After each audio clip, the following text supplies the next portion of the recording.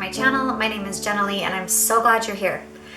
Today we are doing another episode from our series called Restore My Grocery Budget.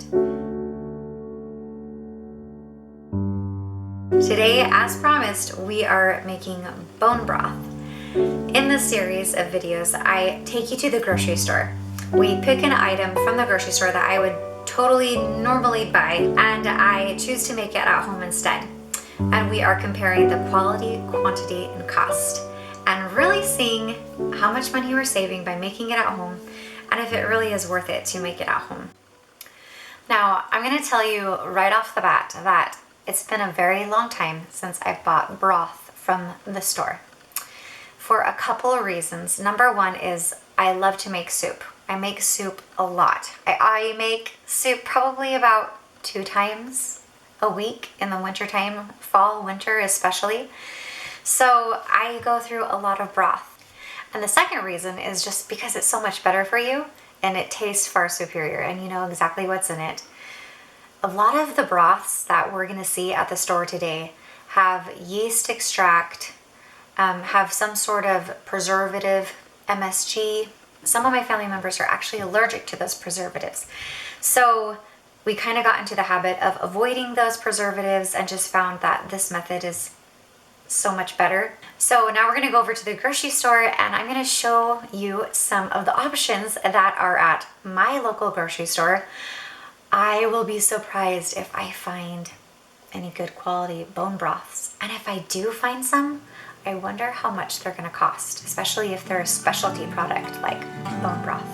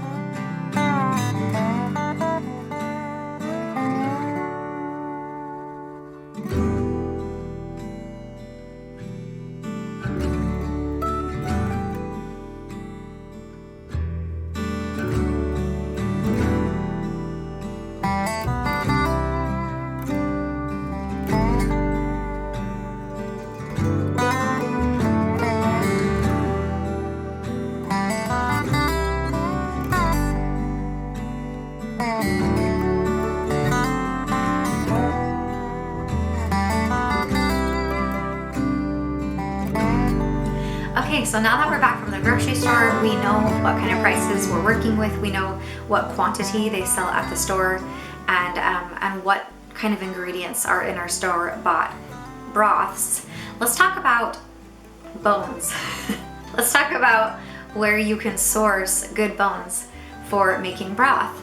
So when I asked my local grocery store, I went right up to the meat market or meat deli and asked them if they had any bones for broth on hand, and they did not, which is kind of surprising. So you might want to check first with your local market and see if, especially if they're supplying fresh meats daily, but in most cases they actually don't chop up or butcher the animal in that kind of process inside of your grocery store or market. So I had to do a little bit of research and find my local meat locker or butcher. And I went right over there, and you know, it was so great because it was just small town meat market, super friendly. I really preferred giving them my customer service. I walked away with this bag. This is half full. It was probably about up to here when I got it. I've gone halfway through this bag of bones. This bag of bones, when it was up to here, cost me $3. $3 $3 for all these beef bones. As far as chicken broth goes, I've just been doing a whole chicken. I buy my whole chicken right now from the grocery store. Our next goal this year is actually to have our own chickens here on the farm soon. They're coming this spring, and I'm sure we will be making some of our own homemade chicken broth from our own home-raised chickens. But for now, that's what I do. But for today, we are just working with beef bones, and I'm going to show you how I make the most delicious bone broth with these beef bones.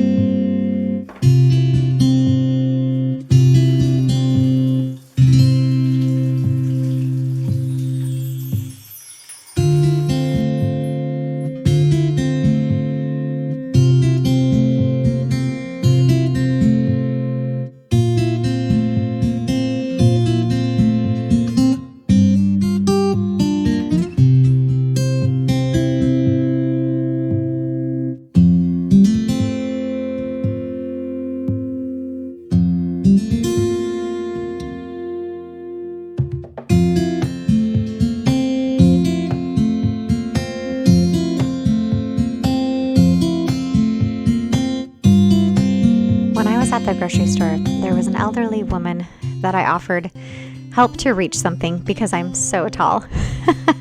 Just kidding, I'm really not, but she was in a remote cart and she commented on the fact that I grabbed a bulk bag of carrots, and she said, "That is so wise of you to be shopping in bulk." She said, "I can't believe how much the prices have changed since I last left the house. I haven't left the house since the week before Christmas." And it just hit me. That's why I'm here. That's why I'm sharing this information with you. Our world is changing, but it really isn't anything that it hasn't seen before. Oftentimes my mind goes back to the Depression days and learning those skills that our grandmothers, our grandfathers learned to survive. And I really believe that those skills are just as valuable today as they were back then. These are homemaking skills and life skills that will never go out of style. So I'm here in your corner cheering you on. Now you have two options for cooking your bone broth. You can either cook it in a stock pot here on the stove.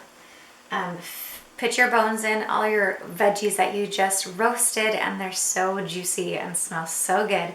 Put it all in, cover them with filtered water, and bring it to a simmer.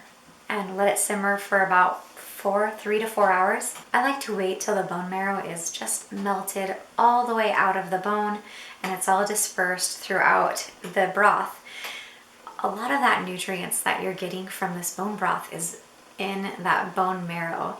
And so you really want to wait till all of that bone marrow is dispersed throughout your broth. So that's one option if you have the time. Your second option, if maybe you are in a little bit of a hurry, is putting it in your Instapot. And so for today, I'm actually going to cook it in my Instapot for sake of time, because in 4 hours it will be dark and I want to be able to show you these results.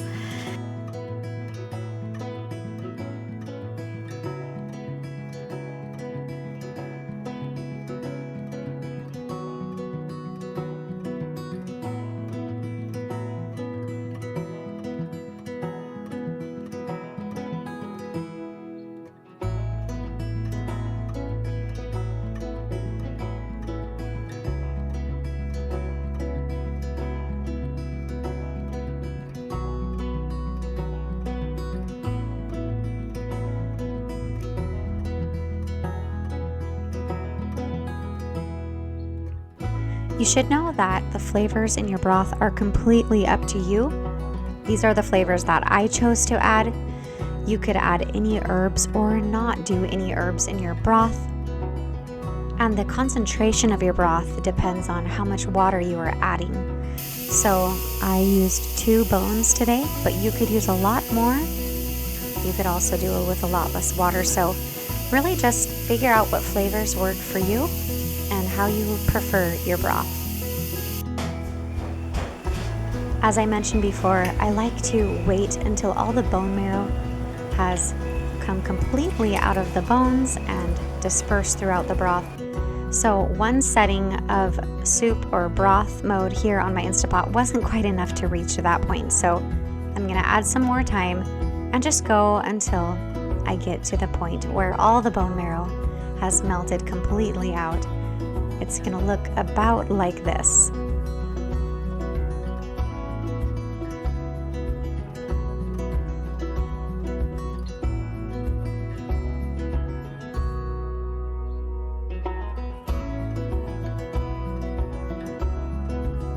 From this point, you can choose how you want to store your broth. I put mine in the fridge overnight.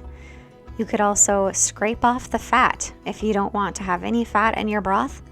I think I'm going to leave all that good flavor in there. Today I have chosen to freeze my broth, so I'm going to put all my broth into some large glass bottles and put that into my freezer. But you could also put it in a gallon freezer bag or any freezer safe container. You could also choose to seal these jars in your pressure cooker.